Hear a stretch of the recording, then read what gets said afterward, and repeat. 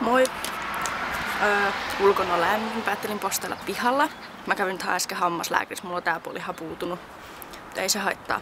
Niin, ajattelin jatkaa vähän siihen edelliseen aiheeseen, että mikä mua ärsyttää. Niin, että mikä mua ärsyttää kaikissa blogeissa.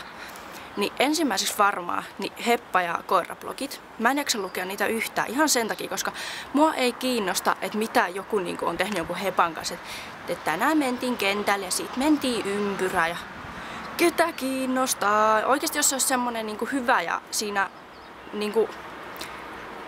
se heppa vaikka niin, että sen pitäisi edistyä, niin sit siinä olisi kaikkea sellaista, mutta aika harvaa semmonen kunnollinen, en jaksa lukea.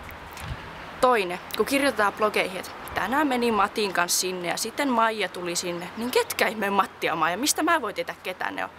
Et sellaisia ei pysty lukemaan kuin vaan niiden kaverit. Et pitää aina mun mielestä kertoa kaikkia postauksia, että ketä ne sit on, ne Matti ja Maija. Ja sitten kolmas asia on kuvattomat postaukset.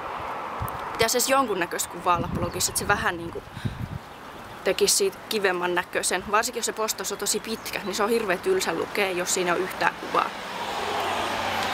Kohta 4. Kaupalliset blogit. En lue yhtään kaupallista blogia, tai mun mielestä, tai en mä ainakaan tiedä, että mä lukisin yhtään. Koska mun mielestä ne semmoiset blogit on mennyt ihan pilalle, varsinkin kaikki muotiblogit sun muut. Ja sit kohta 5. Tehdään kysymyspostaus 5 lukijan jälkeen. Niin, no mitä voi kysyä joltain tuntemattomalta? Ei sit voi, jos on 5 lukijaa, ne on yleensä jotain kavereita. Kaikki 5, tai no, en nyt tiedä aina, mutta kuitenkin. Niin ehkä ne ei välttämättä halua kysyä mitään. Ja sit jos sitä blogia vielä mainostaa kauheasti jossakin, vaikka HT-netissä tai Demissä, että kysyy ihan mitä vaan. No, ei kauhean moni välttämättä halua kysyä keltään tuntemattomalta mitään.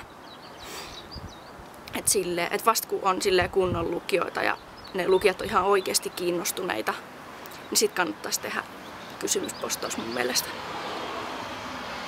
Joo, eipä mulla muuta. Ensimmäinen videopostaus, minkä teen ton kameran videokuvausjutulla. Et mä en voi muokata tätä videota mitenkään. Yleensä mä leikkailen ja liitän ja sit taas vähän leikkaan ja poistan kohtia, mut nyt ei voikaan tehdä yhtään mitään. Silleen. Heippa!